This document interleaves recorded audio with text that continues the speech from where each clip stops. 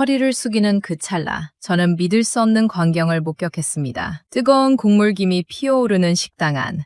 그녀의 치마 아래로 보여서는 안 될 것이 그대로 드러났습니다. 41세 여인의 몸에서 풍기는 은밀한 향기와 함께 그녀가 가장 기본적인 것조차 잊은 채 일하고 있었다는 사실이 저를 경악하게 만들었습니다. 저는 국밥 한 술을 뜨는 척하며 시선을 고정했습니다. 노련한 제 눈이 그 짧은 순간을 놓치지 않았던 것입니다. 어제부터 이곳에 새로 들어온 종업원이었습니다. 서연이라는 이름표를 단 그녀는 41살로 보이는 여인이었습니다. 얼굴에는 고된 삶의 흔적이 역력했지만 그럼에도 불구하고 여전히 여성으로서의 매력을 간직하고 있었습니다. 매일 이 대전 중구의 골목 국밥집을 찾는 저에게 그녀의 등장은 오랜만에 느끼는 신선한 자극이었습니다. 매일 똑같은 돼지국밥 냄새만 가득했던 이곳에 낯설고 신선한 여인의 채취가 섞인 듯했습니다. 저는 61살에 은퇴한 무역회사 상무입니다. 아내를 5년 전에 먼저 보내고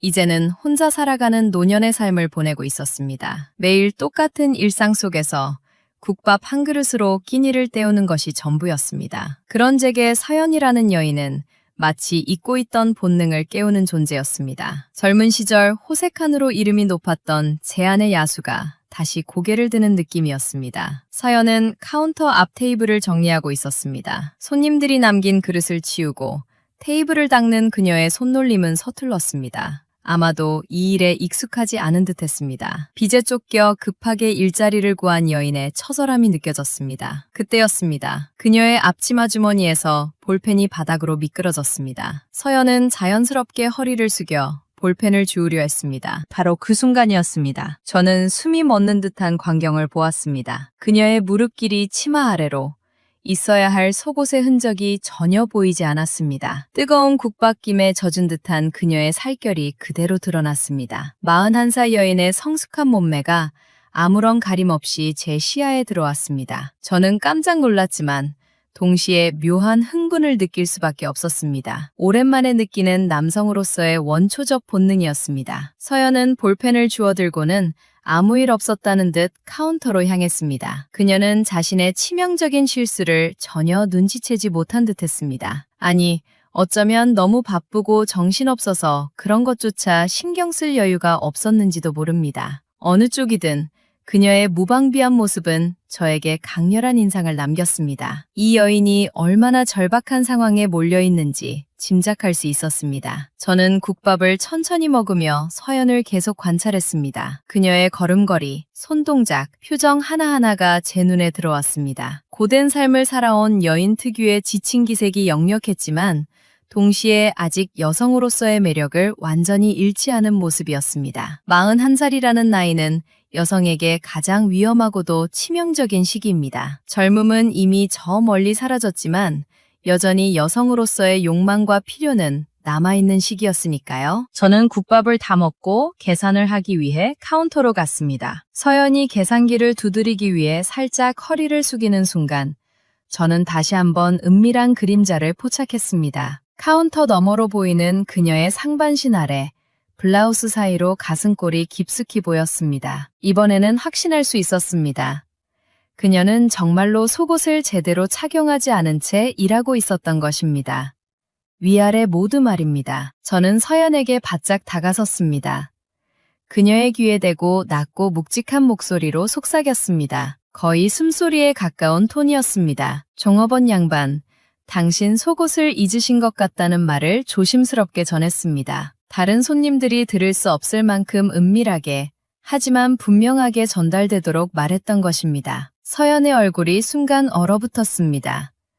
그녀의 눈동자가 크게 흔들렸고 얼굴 전체가 순식간에 붉게 달아올랐습니다. 온몸에 땀구멍이 열리는 듯한 치명적인 수치심이 그녀를 덮쳤을 것입니다. 서연은 황급히 허리를 펴고 자신의 옷차림을 확인했습니다. 떨리는 손으로 치마를 잡아당기는 그녀의 모습에서 극도의 당황스러움이 느껴졌습니다.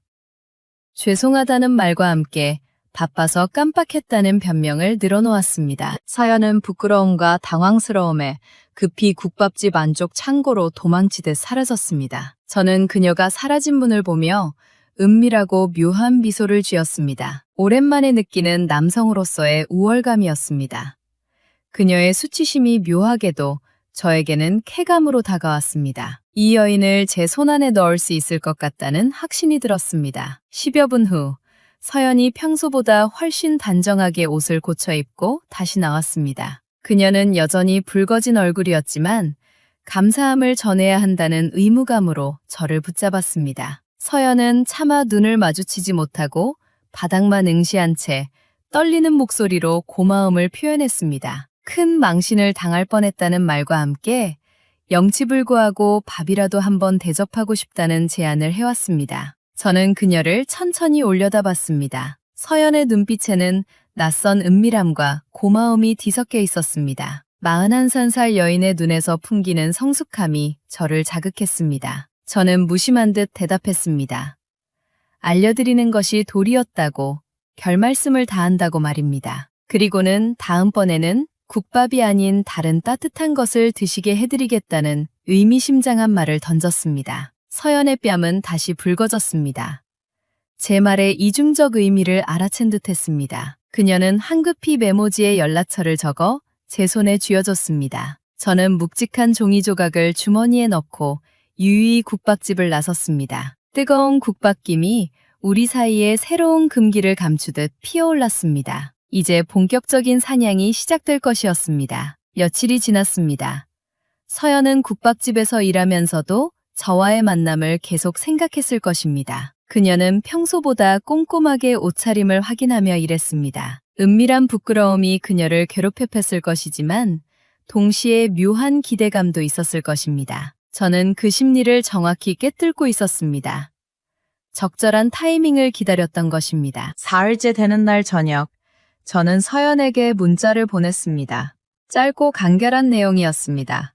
오늘 저녁 7시 등산동 한정식집에서 뵙겠다는 일방적 통보였습니다. 질문이 아닌 명령의 형태였습니다. 서연의 심장이 격하게 뛰었을 것입니다. 그녀는 급히 옷을 갈아입고 평소와는 다른 조금 더 몸매가 드러나는 옷을 골랐을 것입니다. 그녀는 이 만남이 단순한 식사 이상의 것을 의미한다는 것을 본능적으로 알고 있었을 것입니다. 서연이 식당룸으로 들어서자 저는 이미 와서 차분하게 앉아 있었습니다. 저는 국밥집에서와는 달리 고급스러운 양복 차림이었습니다. 우리 사이에는 신분과 나이의 벽이 느껴졌습니다. 하지만 그 벽이 오히려 묘한 긴장감을 만들어냈습니다. 저는 서연에게 오늘 고생했다는 인사와 함께 이곳은 국밥집의 거친 냄새와는 다르다는 말을 건넸습니다. 저는 서연의 손을 조용히 응시했습니다. 볼펜을 줍던 그녀의 거친 손이었습니다. 국밥집에서 설거지를 하며 상한 손이었습니다. 손이 많이 상했다는 말과 함께 고생의 흔적이 이렇게 아름다운 여인의 손에 남아있으니 안타깝다는 말을 건넸습니다. 서연은 자기도 모르게 손을 감췄습니다. 괜찮다는 말과 함께 자신은 익숙하다는 체념 섞인 대답이 돌아왔습니다. 식사가 끝난 후 우리 사이에는 다시 침묵이 흘렀습니다. 저는 천천히 입을 열었습니다. 서연 씨에게 감사하다는 말을 전하고 싶다고 말입니다. 서연이 놀란 눈으로 저를 쳐다봤습니다. 당신의 솔직한 모습을 본 순간부터 저는 잃어버렸던 생명력을 되찾은 것 같았다는 고백을 했습니다. 40대 여인의 몸에서 느껴지는 치명적인 원숙함이 저를 매료시켰다는 노골적인 표현도 서슴지 않았습니다. 저는 조용히 손을 뻗어 테이블 아래에서 서연의 허벅지를 부드럽게 쓰다듬었습니다. 서연은 화들짝 놀라 몸을 움찔했지만 거부하지는 못했습니다. 제 손길은 노련하고 묵직하여 그녀를 완전히 사로잡았습니다. 낯선 체온과 노골적인 터치에 서연의 온몸 세포가 깨어나는 듯 했을 것입니다. 묵직한 안정감과 위험한 권위가 동시에 느껴졌을 것입니다. 서연이 이러시면 안 된다는 형식적인 거부를 했지만 저는 개의치 않았습니다. 왜 안 되냐는 반문과 함께 우리는 서로에게 필요한 존재가 될 수 있다는 말을 던졌습니다. 외로운 중년들이 만났는데 국밥만 먹고 헤어지는 것은 도리가 아니라는 노골적인 제안이었습니다. 저는 서연의 얼굴을 끌어당겨 무게감 있는 입맞춤을 시도했습니다. 서연은 잠시 저항했지만 이내 자신의 외로움과 욕망을 인정하듯 제 입맞춤을 받아들였습니다. 그녀의 입술은 떨리고 있었지만 동시에 뜨거웠습니다. 저는 따뜻한 것 대접해드린다고 했다는 말과 함께 이제 다음 장소로 갈 것을 제안했습니다. 서연은 제 말에 대답 대신 젖은 눈빛으로 고개를 끄덕였습니다. 그녀의 뺨은 붉게 달아올라 있었습니다. 국밥집의 뜨거운 김 속에서 시작된 우리의 만남은 이제 금기된 욕망의 밤으로 향하고 있었습니다. 호텔 객실에서 저는 서연을 천천히 품었습니다. 아버지뻘의 남자에게서 느껴지는 묵직하고 노련한 체온이 그녀의 41의 외로움을 채워주는 듯했습니다. 제 몸은 세월의 흔적을 가졌지만 그만큼 노련하고 깊은 안도감을 주었습니다. 서연은 그 체온에 치명적으로 중독되기 시작했을 것입니다. 저는 서연의 턱을 들어올리며 무슨 생각을 그리 깊이 하느냐고 물었습니다. 서연이 고개를 저었습니다. 그녀의 눈빛에는 복잡한 감정이 섞여 있었습니다. 그냥 이대로 멈춰버렸으면 좋겠다는 말과 함께 국밥집의 고된 삶으로 돌아가고 싶지 않다는 절박한 고백이 흘러나왔습니다. 저는 만족스러운 미소를 지으며 대답했습니다. 돌아가지 않아도 된다는 말과 함께 제가 당신을 구원해주겠다는 약속을 했습니다. 당신의 그 고생하는 손을 더 이상 국밥 뚝배기에 닿게 하지 않겠다는 달콤한 유혹이었습니다. 서연의 눈에서 눈물이 흘렀습니다.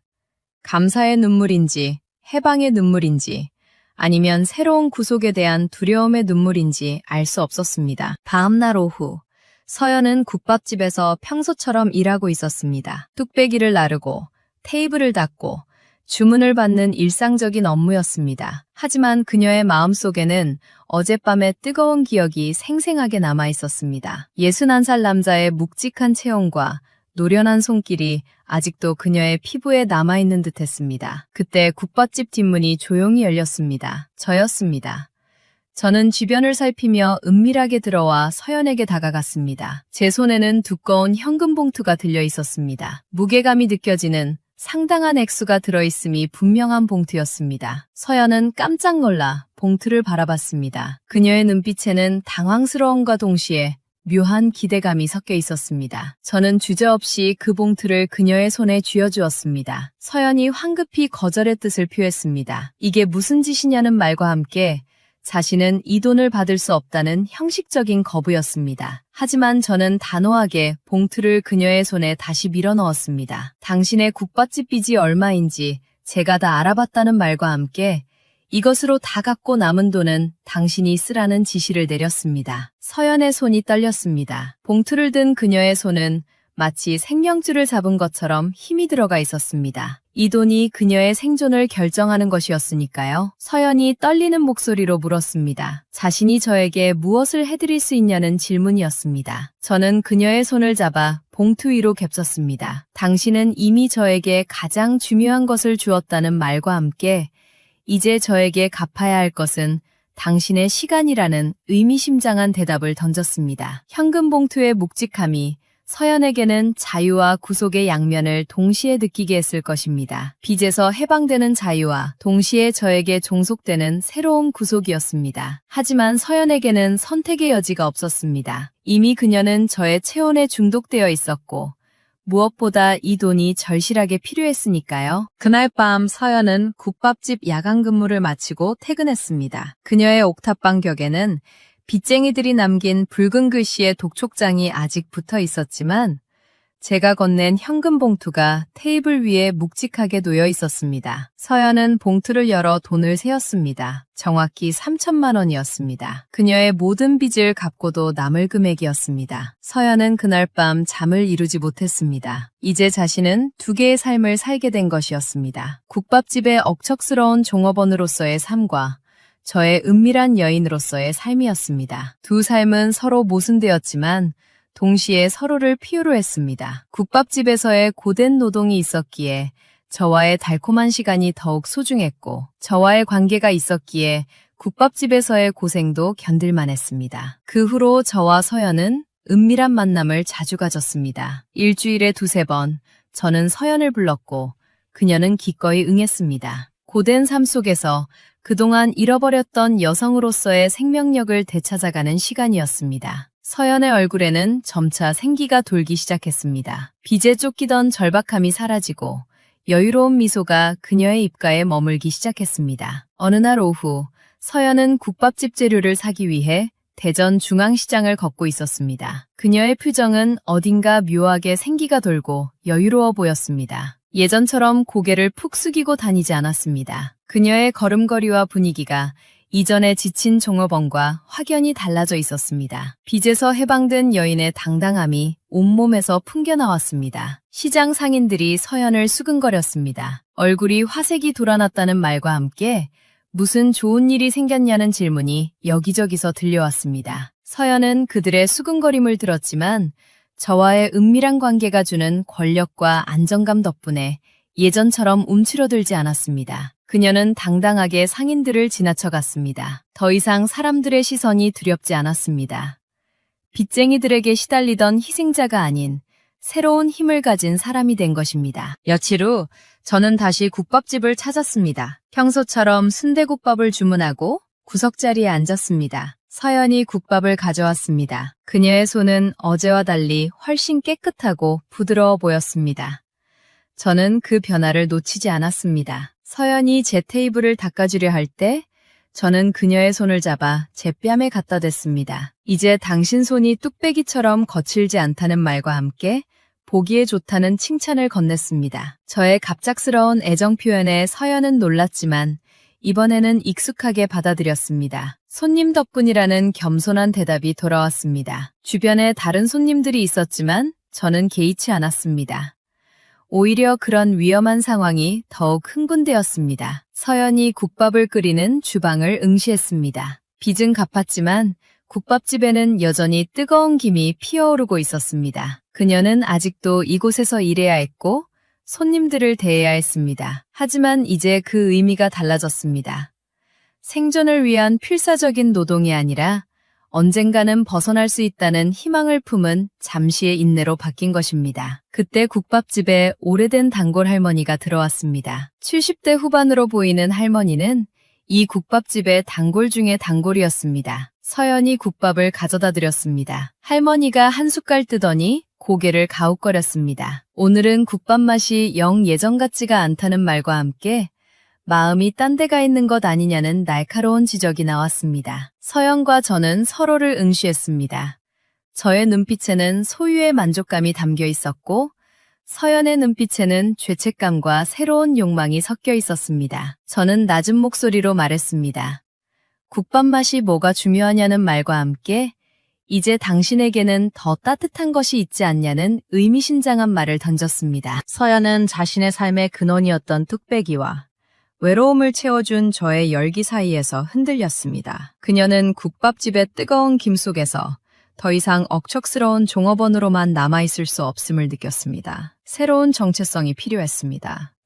단순히 저의 여인이 아닌 무언가 더 확고한 지위가 필요했습니다. 그로부터 며칠 후 평온하던 우리의 관계에 균열이 생기기 시작했습니다. 어느 날 오후 서연이 국밥집에서 평소처럼 일하고 있을 때였습니다. 30대 후반의 날카로운 인상을 가진 남자가 문을 열고 들어왔습니다. 그는 저와 놀랍도록 닮았지만 훨씬 젊고 냉정했습니다. 준혁이라는 이름의 이 남자는 제 아들이었습니다. 준혁이 순대국밥 하나를 주문했습니다.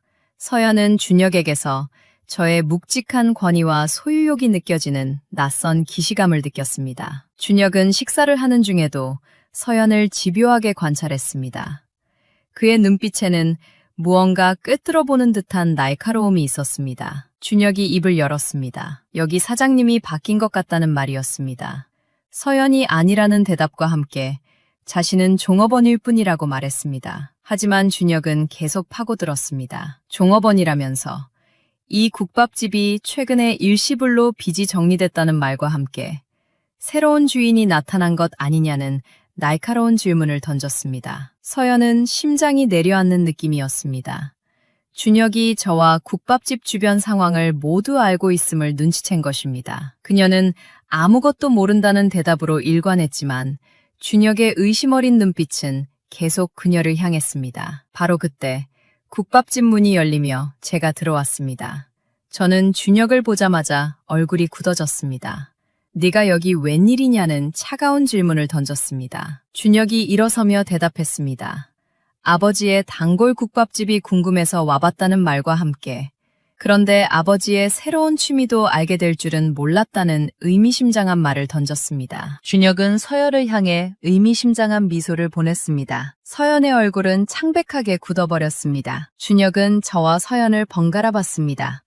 그는 우리의 은밀한 관계를 거의 확신하고 있는 듯했습니다. 준혁이 서연에게 다시 말을 걸었습니다. 저희 아버지 국밥 취향이 좀 까다롭다는 말과 함께 특히 가장 따뜻한 것을 선호하신다는 노골적인 암시를 던졌습니다. 저는 분노를 억누르며 준혁에게 당장 나가라고 명령했습니다.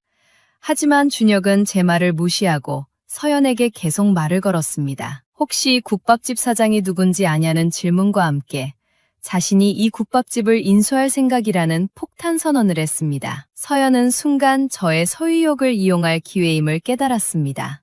영미한 여자였습니다. 그녀는 저에게 눈빛을 보냈습니다. 의미심장한 눈빛이었습니다. 그리고는 준혁에게 대답했습니다. 이 국밥집 주인이 누가 될지는 손님께 달렸다는 대담한 말이었습니다. 준혁이 그녀의 대담함에 미소를 지었습니다. 서연의 숨겨진 욕망을 확인한 것입니다. 저는 즉각 반응했습니다. 이 국밥집은 아무도 인수할 수 없다는 말과 함께 이 가게는 곧 제가 관리할 것이라는 선언을 했습니다. 준혁이 비아냥거렸습니다. 관리라는 말과 함께 아버지, 돈으로 안 되는 것이 없는 세상이지만 적선은 지켜야 한다는 충고를 던졌습니다. 특히 남의 것에는 말입니다. 준혁이 남의 것을 말할 때 서연을 향해 차갑고 노골적인 시선을 보냈습니다. 세 사람 사이에는 권력과 욕망의 날카로운 긴장감이 흘렀습니다. 저는 서연을 국밥집에서 급히 데리고 나왔습니다. 격렬한 분노와 소유욕에 휩싸여 있었습니다. 이 자식이 감히 저에게 도전한다는 분노가 치밀어 올랐습니다. 하지만 서연은 차분하게 제 손을 잡았습니다. 준혁 씨는 국밥집을 정말 인수하려 할 것이라는 경고와 함께 저를 당신의 것으로 지키고 싶다면 국밥집을 당신 소유로 만들라는 대담한 요구를 했습니다.